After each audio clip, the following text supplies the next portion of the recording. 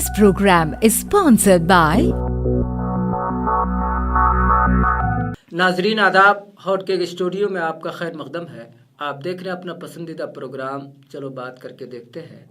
मैं हूँ हक्कानी अलकासमी और मेरे साथ बहुत ख़ास मेहमान हैं रज़िया हैदर साहिबा, जो बहुत ही अच्छी शायरा और अफसाना निगार हैं। इनका एक अहम इल्मी खानवादे से ताल्लुक़ है और रेडियो जामिया पे ये बहुत ही अदबी प्रोग्राम देती रही हैं और माशाअल्लाह बहुत अच्छे शेर कहती हैं, बहुत अच्छे अफसाने लिखती हैं और मुशायरों में भी शिरकत करती रहती हैं। रज़िया हैदर साहिबा, आपका स्टूडियो में खैर मक़दम है। रज़िया हैदर साहिबा, सबसे पहले हम आपके ख़ानदानी पस मंज़र के बारे में जानना चाहेंगे, क्योंकि इसी से हमारी गुफ्तगू एक नया रास्ता मिलेगा। जी, ऐसा है कि मेरे जो शायरी है मुझे ये कहा जाए कि विरसे में मिली है। मेरे वालिद साहब शायरी करते थे, मेरे दादा साहब शायरी करते थे और मेरे मामू भी इस वक्त हैं, हयात है माशाल्लाह, वो भी शायरी करते हैं, शायर हैं बहुत अच्छे। मेरे 2 भाई हैं, वो भी शायर हैं माशाल्लाह। पूरा खानवादा ही शेर व शायरी से जुड़ा और मेरे ददियाल में और मेरे 1-2 कजिन हैं, वो भी शायरी करते हैं। और बल्कि ये कहा जाए कि आजकल के 1-2 बच्चे भी हैं जो नई जनरेशन के हैं, वो भी माशाल्लाह वो इंग्लिश में पोइट्री करते हैं, लेकिन करते हैं, उनके असरात हैं उनके अंदर इस चीज़ के। तो ये चीज़ मुझे विरसे में मिली है।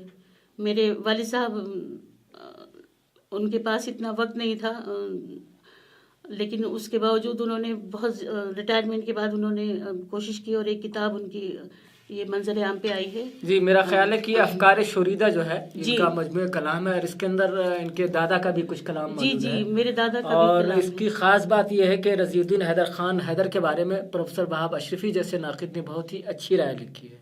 तो इसका साफ मतलब ये है कि रज़ियुद्दीन हैदर खान साहब हैदर बहुत ही अच्छे शायर हैं। आगे आप बताएं उनके बारे में। जी, मेरे वालिद को शौक़ था शायरी का बहुत ज़्यादा, लेकिन ऑफिस की मसरूफियात थी, क्योंकि कश्मीर में जॉब करते थे। कश्मीर सीमेंट प्रोजेक्ट में वो फाइनेंस मैनेजर थे, तो वहाँ पे मसरूफियात की वजह से वो ज़्यादा लिख नहीं पाते थे। लेकिन जैसे ही वो रिटायर हुए तो उन्होंने जो उनका कलाम जो अधूरा पड़ा हुआ था, जितनी भी गज़लें नज़में वगैरह वो सब थी, उनको पूरा किया और यही सोचा कि इसको किताब की शक्ल दे दी जाए।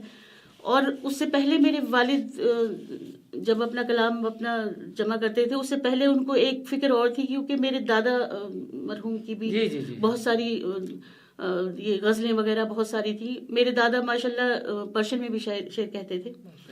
तो उस वक्त की बहुत सारी चीज़ें नहीं मैसर हो पाई, तो कुछ हालात ऐसे रहे। आपने अपने दादा का जो जिक्र किया, तो आपके दादा का नाम क्या हुआ और वो कहाँ से ताल्लुक़ था उनका?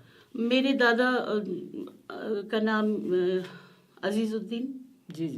और वो इधर से ताल्लुक़ रखते, यूपी से ताल्लुक़ रखते थे। मेरे वालिद एक्चुअली काफ़ी साल पहले, मतलब ये कहा जाए कि मेरी पैदाइश पे कश्मीर चले गए थे।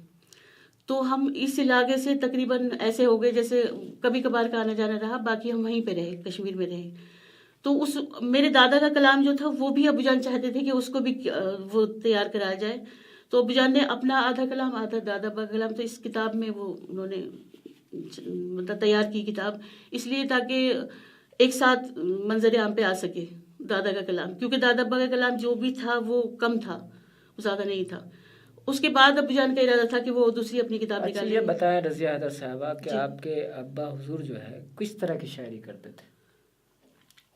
मेरे ख्याल से तो मुझे तो ये लगा कि सभी तरह की शायरी करते थे। मेरे अबूजान जैसे ज़्यादातर रोमानी शायरी नहीं थी, अच्छा। दूसरी तरह के थे। जैसे उन्होंने दिल्ली के बारे में एक पूरी गज़ल उन्होंने कही है, और पत्थर के शहर इसमें किताब में है कई जगह। और दिल्ली के जो दरगाहें हैं, जो यहाँ के बड़ी बड़ी बिल्डिंग हैं मुगलों के ज़माने की, और वो सब उनके बारे में, मतलब उन्होंने एक दास्तान दिल्ली की के नाम से एक गज़ल है, उसे आप पढ़िएगा, उसमें उन्होंने जिक्र किया है। मतलब कश्मीर में थे तो कश्मीर के हवाले से, कश्मीर के तनाजुर से करते थे वो, कुदरती हसीन मंजर है उसके हवाले से जी।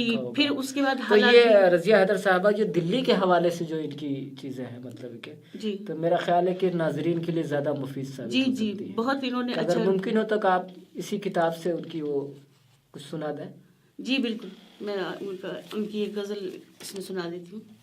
ये गज़ल है उनकी, काफ़िया आज़ाद है इसमें।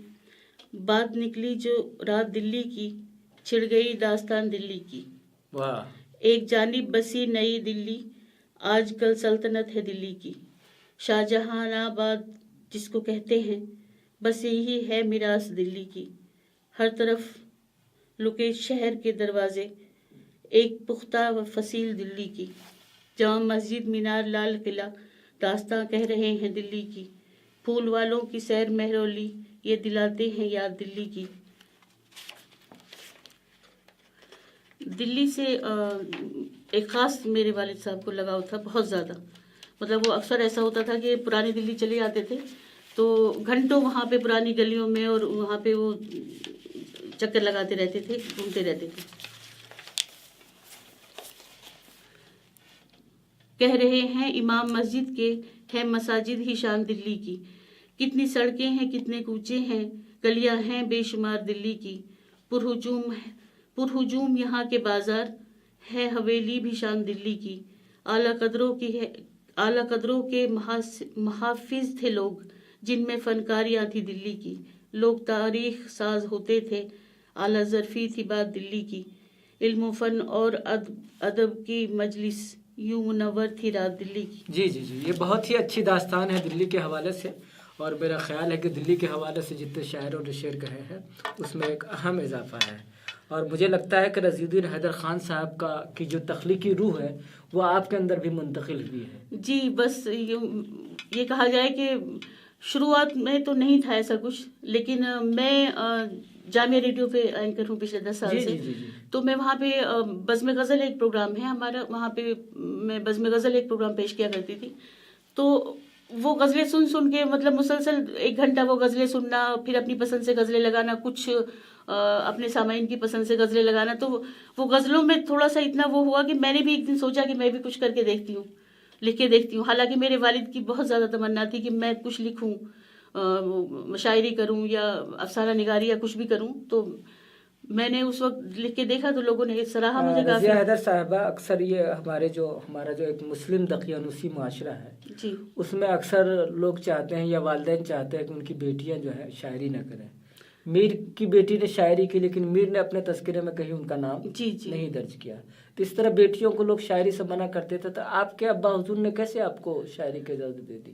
نہیں، میرے ابا حضور دراصل بیگ سے بھی شاعر کی ہی اولاد تھے، اور دوسری بات یہ کہ تھوڑا سا اپنے معاشرے سے باہر نکلے ہوئے تھے، باہر ملک میں، باہر ریاست میں جاب کرتے تھے، کشمیر میں، تو ان کے دل میں تھا کہ ان کے بچے آگے کو چلے۔ اس کتاب میں بھی میرے ابو جان نے ہم سب بہن بھائیوں کا نام دیا ہے، مطلب بنا یہ دیکھے ہوئے کہ یہ بیٹا ہے یہ بیٹی، سبھی اپنے بچوں کا نام لیا ہے، اور وہ چاہتے تھے کہ ہم آگے بڑھیں، یا شاعری یا افسانہ نگاری یا جو کچھ بھی، مطلب ایک جو وراثت ہوتی ہے خاندان کی اس کو سنبھالے رکھیں۔ تو ماشاءاللہ میرے 2 بھائی اور ہیں، وہ بھی شاعری کرتے ہیں، اور یہ چیز میرے اندر آئی۔ اچھا رضیہ حیدر صاحبہ، آپ نے شاعری بھی کی اور ظاہر ہے کہ آپ ادبی پروگرام بھی دیتی تھی، یہ بتائیے آپ اپنے تعلیمی پس منظر کے بارے میں تھوڑا بتائیں ہمیں۔ تعلیمی کیونکہ ہمارے یہاں یہ ہے کہ عورتوں کو زیادہ تعلیم نہیں دلائی جاتی، یا اعلیٰ تعلیم سے روکا جاتا ہے انہیں، تو آپ جس معاشرے سے تعلق رکھتی ہیں، کیا اس میں آپ کو اعلیٰ تعلیم دلانے کی کوشش کی گئی؟ دراصل وہی جیسا کہ آپ نے کہا کہ پرانا وقت ایسا تھا، اور بلکہ آج بھی کافی سارا ایسا ہے کہ مسلم گھرانوں میں تعلیم کی طرف توجہ کم دی جاتی تھی، آج بھی ہے لیکن بہت کم ہے، نہ کے برابر ہے، لیکن میں جس دور کی ہوں، جی جی جی، تو اس وقت میں ایسا تھا کہ لوگ بہت زیادہ تعلیم دیتے بھی تھے اور بہت زیادہ نہیں بھی دیتے تھے، کچھ لوگ اس طرف بھی تھے کہ ماڈرن تو ہیں، پڑھائی لکھائی چاہتے بھی ہیں، لیکن بہت زیادہ مطلب یہ تھا کہ 10ویں 12ویں ہو گیا بھئی، اپنا خط و کتاب بتا جانی چاہیے اور پڑھنا لکھنا یہ سب، اس کے آگے جب چلے تو یہ تھا کہ بھئی اتنی تعلیم تو ہو کہ بچوں کو ٹیوشن نہ لگانا پڑے، اس طرح سے۔ تو میری تعلیم، میں نے میٹرک اس وقت کیا تھا تو میری شادی ہو گئی تھی۔ اچھا اچھا، میرے والد صاحب کی اس معاملے میں ایک رائے دوسری بھی تھی، ان کا کہنا یہ تھا کہ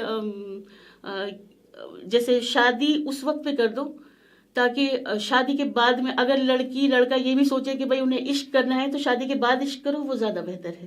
تو وہ اس وقت کو پہنچنے سے پہلے میرے والد صاحب کا یہ تھا کہ شادی کر دی جائے، تو میری میٹرک میں جب میں 10ویں میں تھی تو میری شادی ہو گئی تھی۔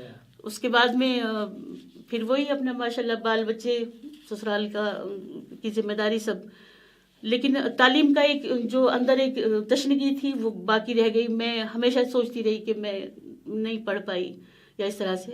تو میں نے دلی میں جامعہ سے میں چونکہ شادی کے بعد یہاں دلی میں تھی تو میں نے جامعہ سے یہاں 12th کلاس کی, کیونکہ میٹرک میں آلریڈی کر چکی تھی.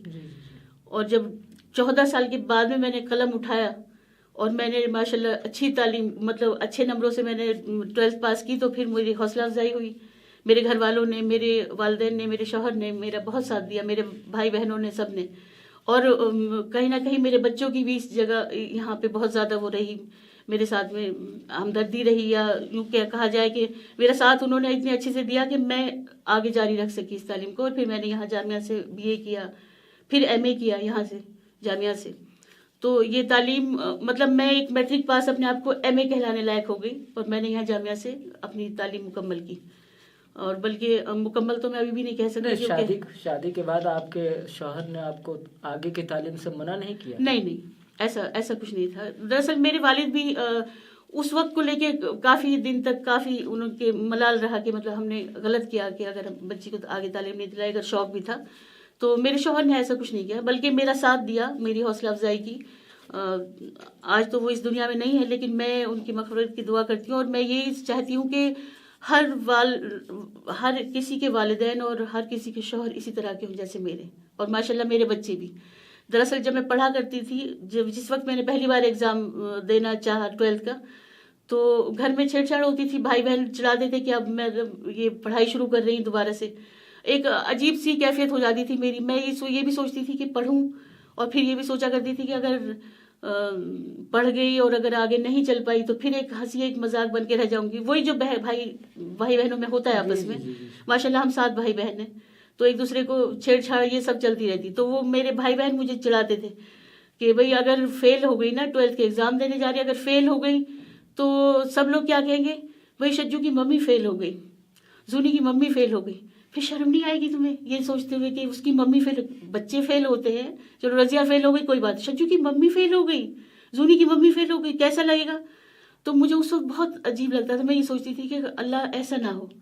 تو آپ یقین مانیے کہ میں وہ وقت جو میں نے 12th کلاس کا گزارا ہے وہ میں نے کتابوں کے ساتھ اور مصلے پہ زیادہ تر گزارا ہے. بہت دعائیں مانگی اللہ تعالیٰ سے کہ 14 سال کے بعد میں نے قلم اٹھایا تو اللہ تعالیٰ مجھے کامیابی دے کہ میں اتنا کر سکوں, اپنے وہ تشنگی جو تھی اس کو میں پورا کر سکوں. اور اللہ نے میری یہ بات سنی, اور میں آج اپنے آپ کو MA پاس کہلاتی ہوں.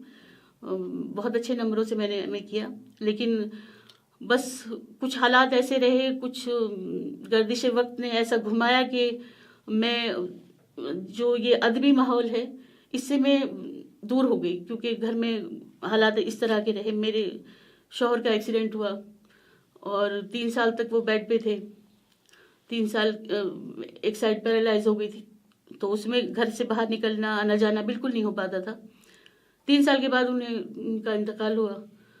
تو میں سب کچھ مطلب دنیا ایک طرف رہ گئی, میری تعلیم اور میری یہ ادبی زندگی یہ ساری چیز ایک طرف رہ گئی. میں بچوں کے ساتھ گر گئی. بچوں کی تعلیم تربیت یہ سب ان میں, چھوٹے تھے بچے. پھر وہ جب وہ ماشاءاللہ وہ پڑھے لکھے, اب یہاں آج اس مقام پہ پہنچے ہیں کہ ماشاءاللہ بچے تعلیم یافتہ ہیں. بلکہ بیٹا میرا رضیہ حیدر صاحبہ, آپ نے ماں اور باپ دونوں کا اچھی طرح ایک کردار ادا کیا ہے, اور یقیناً یہ خوشی کی بات یہ ہے کہ آپ نے مطلب اپنا تعلیمی شوق کو مطلب پورا کرنے کے لیے آپ نے اپنی عمر کی بھی پرواہ نہیں کی جی. اور اس طرح کی مثالیں بہت کم ملتی ہیں کہ شادی کے بعد آدمی کو پڑھنے کا یا عورت کو پڑھنے کا موقع ملے, لیکن یہ آپ کے لیے اچھی بات رہی کہ آپ نے شادی کے بعد سارے اعلیٰ تعلیمی منازل پورے کیے. اچھا یہ بتائیں کہ آپ کی شاعری جو ہے, آپ جو شاعری کرتی ہیں, ظاہر ہے کہ جن حالات سے آپ گزری ہیں, جس کرب و علم سے آپ گزری ہیں, تو اس کا آپ کی شاعری پہ بھی بہت گہرا اثر پڑا ہوگا. جی. دراصل یہ کہتے ہیں نا کہ غم میں اور کچھ حالات کچھ وقت کراتے ہیں, اور کچھ غم سے شاعری ایک نکلتی ہے اپنے آپ سے. وہی حالات میرے ساتھ میں رہے کہ مطلب مجھے جو میرے ساتھ سامنے پیش آتا تھا سب کچھ, وہ میرے تصور میں اس کو لکھ لیتی تھی. تو پھر بعد میں نے وہ دیکھا تو وہ اچھی میری شاعری کہلائی. لوگوں نے مجھے, بہت سارے لوگوں نے پروین شاگرد سے جوڑا کہ بھئی وہاں جا کے آپ کی شاعری ملتی ہے. بہت سارے لوگوں نے کہا کہ مطلب اس طرح کی شاعری لوگ کم کر پاتے ہیں, جیسی مطلب وہ میری شاعری سے وہ ساری باتیں نظر آتی ہیں جو وقت اور حالات میرے ساتھ میں رہے. تو میں سمجھتی ہوں کہ جو غم غلط کرنے کا بہت اچھا ایک طریقہ ہے وہ شاعری بھی ہے. ہاں نہیں، شاعری تو ایک کیتھارسس کا ایک ذریعہ بھی ہے. اور ظاہر ہے کہ شاعری اگر نہ کرے آدمی تو اندر جو احساسات ہوتے ہیں، جذبات ہوتے ہیں، اس گھٹن کی وجہ سے آدمی مر جاتا ہے. جی تو ایک زہر کسی صورت اختیار کر لیتے ہیں، بعض چیزیں کر لیتی ہے، تو شاعری اس کو نکالنے کا ایک بہترین ذریعہ ہے. تو ظاہر ہے کہ آپ غم سے نکلنے کے لیے آپ کے پاس ایک راستہ شاعری کا بھی رہا ہے. تو آپ یہ بتلائیں کہ آپ مطلب اس طرح کی کچھ شاعری آپ ہمارے ناظرین کے سامنے پیش کر سکتی ہیں. جی، میں اپنی غزل کے ایک دو اشعار آپ کو سناتی ہوں. جی جی جی.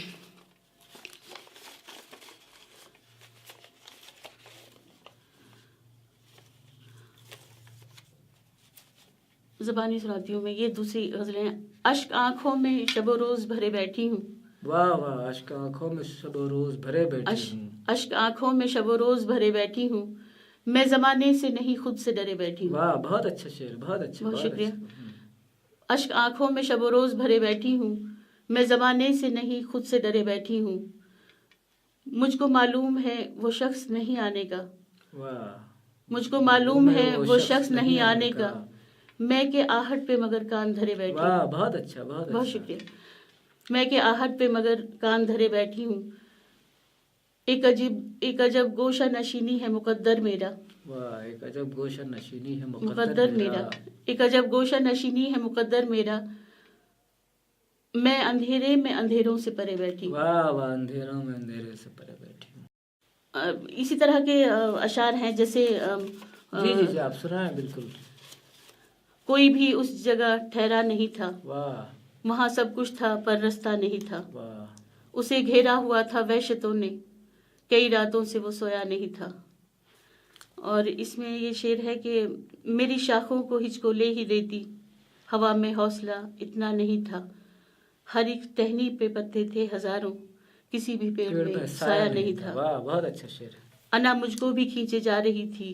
پلٹ کر اس نے بھی دیکھا نہیں تھا. میں صدیوں بعد پھر اتری تھی اس میں. وہ دریا آج بھی گہرا نہیں تھا. واہ، بہت اچھا شعر ہے.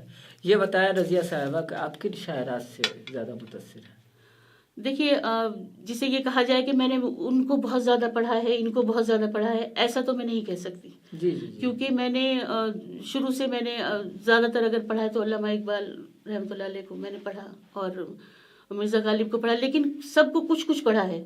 نہیں، شاعرات میں آپ نے کن شاعرات کو کن کو پڑھا؟ دیکھیے، پروین شاکر کو میں پسند تو وہی مجھے ایسا لگتا ہے کہ پروین شاکر کی شاعری کا آپ کی شاعری پہ بھی بہت ہی گہرا اثر نظر آتا ہے. ظاہر ہے کہ وہی درد و الم ہے، وہی کرب کی کیفیت ہے، وہی سارا انداز ہے آپ کا.